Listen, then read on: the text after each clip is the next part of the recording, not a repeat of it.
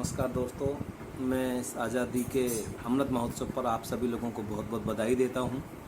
और आज़ादी की 75वीं वर्षगांठ पर मैं आपके साथ कुछ मीठी बातें आपसे साझा करना चाहता हूं और उम्मीद करूंगा कि आप लोग इस 75वें वर्षगांठ पर आज़ादी की कुछ प्रण लें और हम उन चीज़ों को, छोटी छोटी चीज़ों को हम आगे ले जाएं।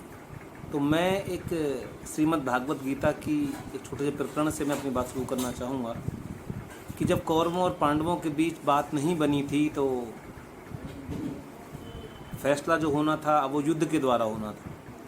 लेकिन चूंकि भगवान श्री कृष्ण युद्ध नहीं चाहते थे तो फिर भी उन्होंने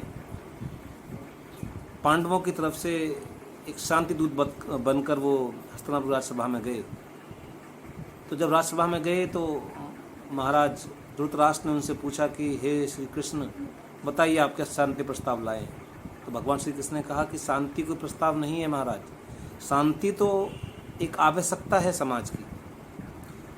और उन्होंने कहा कि महाराज, मैं किसी मामूली राज्यसभा में नहीं आया हूँ, मैं उस राज्यसभा में आया हूँ जिसमें पितामह भीष्म जैसे परम शक्तिशाली लोग विराजमान हैं, जिनकी मृत्यु भी जिनके कंट्रोल में है।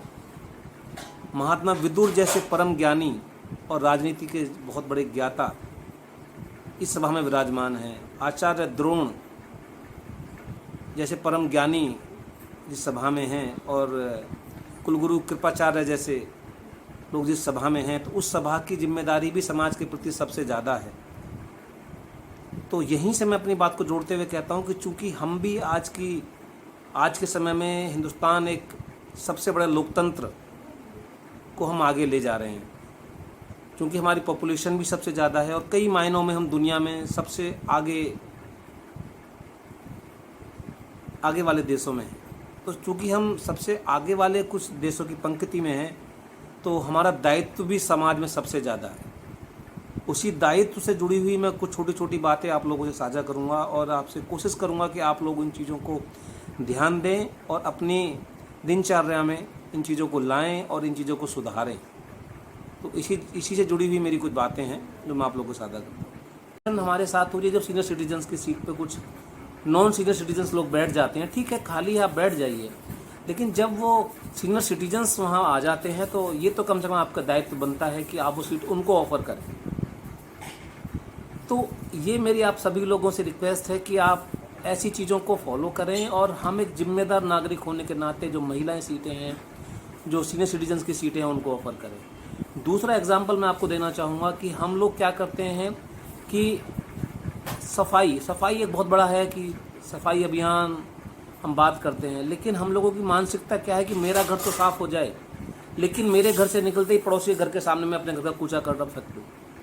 सबसे बड़ी बात यह है कि आज की डेट में इतनी अवेयरनेस है, सरकार भी जिसमें सहयोग कर रही है कि हर एक मोहल्ले में, हर एक गली में, हर एक कॉलोनी में, चाहे आप गाज़ियाबाद में हो चाहे आप दिल्ली में हो, और कूड़ा उठाने के लिए गाड़ी आती है।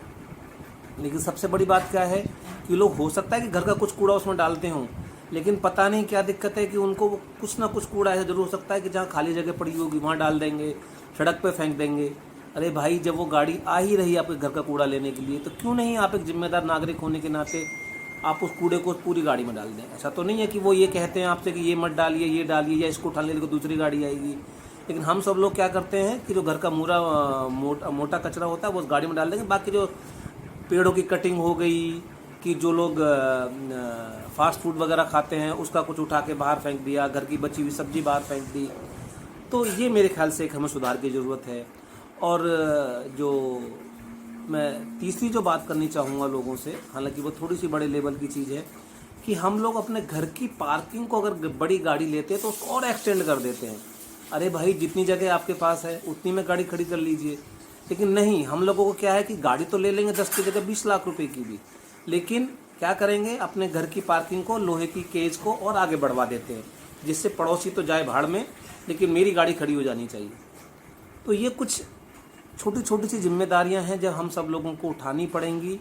और मुझे लगता है कि हम अगर ये आज़ादी का 75वां जो सालगिरह हम मना रहे हैं, तो हमें कुछ छोटे छोटे चेंजेस भी हम सभी को लाने पड़ेंगे, क्योंकि हम एक बहुत बड़े लोकतंत्र को हम आगे ले जा रहे हैं। तो हमारी, चूँकि हम बहुत बड़े लोकतंत्र को आगे लेके जा रहे हैं, तो हमारी कुछ जिम्मेदारियाँ भी कुछ ज़्यादा हैं। तो इन्हीं जिम्मेदारियों को हमें छोटी छोटी सी बातें, ऐसी बहुत सारे उदाहरण आपको जीवन में मिल जाएंगे, लेकिन हम इन छोटी छोटी चीज़ों से अगर शुरुआत करें तो हम समाज में बहुत बड़ा बदलाव ला सकते हैं। यही मेरी आप सब लोगों से रिक्वेस्ट है। धन्यवाद।